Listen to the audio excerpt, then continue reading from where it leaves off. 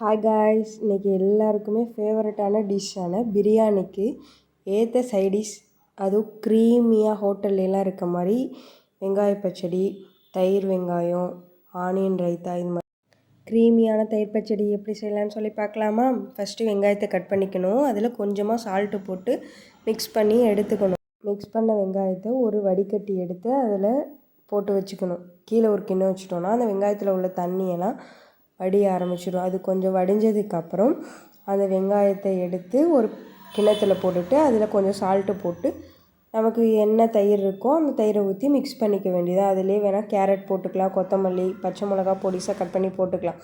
நான் எதுவுமே போடலை, வெறும் தயிர் மட்டும் மிக்ஸ் பண்ணி வச்சுக்கிட்டேன். அதுலேருந்து இவ்வளோ தண்ணி வந்திருக்கு.